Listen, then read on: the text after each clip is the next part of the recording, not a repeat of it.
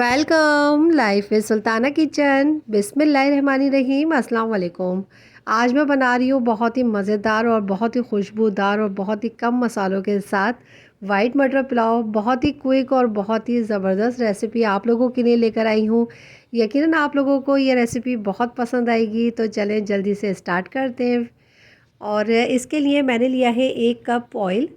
Oil जब थोड़ा सा गर्म हो जाएगा तो मैं इसके अंदर डालूंगी एक मीडियम साइज़ की प्याज, जिसको मैंने इस तरह से स्लाइस में कटिंग कर लिया है। और इस प्याज को सिर्फ मैं इतना फ्राई करूंगी कि ये ट्रांसपेरेंट हो जाए। और जब ये ट्रांसपेरेंट हो जाएगी तो इसके अंदर अब मैं कुछ मसाले शामिल करूंगी। और इसके अंदर अब मैं डालूंगी कड़ी पत्ता। और कड़ी पत्ते के बहुत ही अच्छा इसके अंदर खुशबू और फ्लेवर दोनों ही आएंगे। और कड़ी पत्ते डालने के साथ ही मैं इसके अंदर डाल दूँगी 2 तेज़पात के पत्ते। और इसी के साथ ही मैं इसके अंदर कुछ मसाले डालूँगी, जिसके अंदर है ज़ीरा 1 टीस्पून। और 1 टीस्पून मैंने सौंफ ली थी और 1 टीस्पून ही साबुत धनिया लिया था, जिसको मैंने दरदरा कूट लिया है।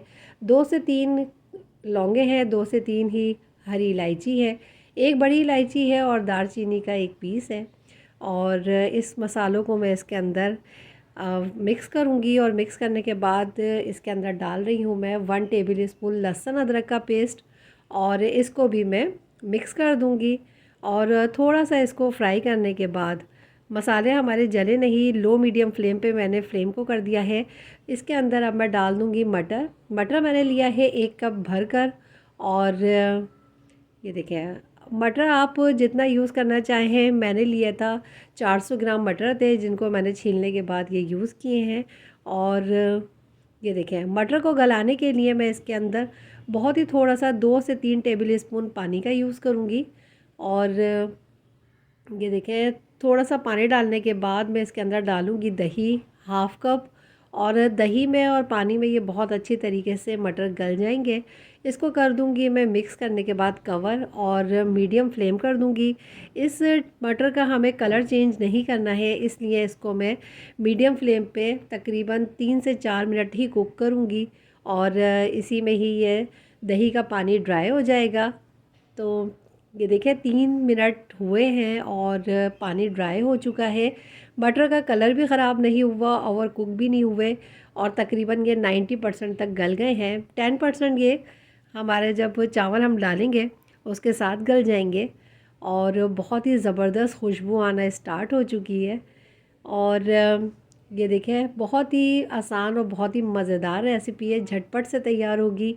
और इसके अंदर मैंने एक बड़े साइज़ का नींबू था, जिसका मैंने हाफ़ करके रस डाला है। और इसके अंदर मैंने 2 कप पानी शामिल किया है। और पानी के साथ ही मैं इसके अंदर शामिल करूँगी नमक। नमक आप अपने टेस्ट के मुताबिक डालिएगा। मैं इसके अंदर डाल रही हूँ 2 टीस्पून। और इसको अब मैं मिक्स कर दूँगी। उबाल आने पे इसमें मैं डाल दूँगी 15 मिनट मैंने चावलों को भिगोया था, वो चावल डाल रही हूँ। चावल मैं ले रही हूँ 3 पाव 750 ग्राम। और ये डालने के बाद इसको मिक्स करके मैं 10 मिनट के लिए मीडियम टू लो फ्लेम पे कवर करके रखूँगी। अच्छा, ये जो मैं चावल यूज़ कर रही हूँ ये पानी बहुत कम पीते हैं, तो इसीलिए मैंने पानी का थोड़ा कम यूज़ किया है। आप अपने चावलों के हिसाब से इसके अंदर पानी डालिएगा। कवर करके रख रही हूँ और मिलती हूँ आपसे। ये देखें, तकरीबन 7 से 8 मिनट हो चुके हैं, पानी ड्राई हो चुका है। और बीच में मैं इसको चेक करती रही हूँ। अब मैं इसको एक दफ़ा मिक्स कर दूँगी और मिक्स करने के बाद इसको कवर करके रखूँगी लो मीडियम फ्लेम पे दम पर। नीचे मैं तवा रख दूँगी ताकि बहुत अच्छा सा दम पे चावल आ जाए। और ये क्वांटिटी में भी देखें बड़े ज़्यादा हो गए हैं और मज़ीद इन चावलों में साइज़ बड़ा होगा इनका। तो चले मिलती हूँ मैं आपसे 10 मिनट के बाद। वाओ, ये देखें, बहुत ही ज़बरदस्त हमारे चावल बनके तैयार हुए हैं। और बहुत ही खिले खिले चावल बने हैं। इसका कलर देखें आप, बहुत ही खूबसूरत कलर के साथ बहुत ही मज़ेदार चावल बने हैं। इसमें जो सौंफ का, ज़ीरे का और साबुत धनिए का फ्लेवर आएगा वो बहुत ही कमाल का होगा।